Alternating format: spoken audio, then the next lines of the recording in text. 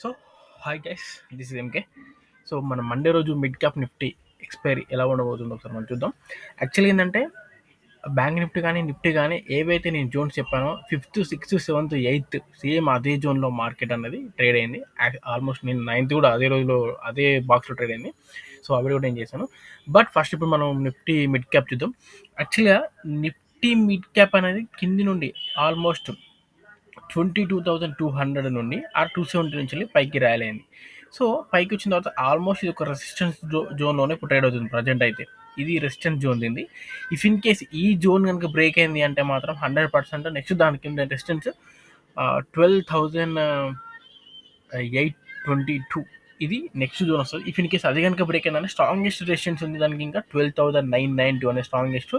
If in case ఇక్కడ కనుక rejection తీసుకొని ఈ రెసిస్టెన్స్ జోన్ కనుక కింద కనుక క్యాండిల్ ఓపెన్ అయిందంటే మనం 100% ఒక ఫస్ట్ సపోర్ట్గా 12,490 ఒక సపోర్ట్గా చూడొచ్చు. ఇఫ్ ఇన్ కేస్ ఆ సపోర్ట్ కూడా బ్రేక్ అయితే మాత్రం 12,400 నెక్స్ట్ సపోర్ట్ ఇచ్చు.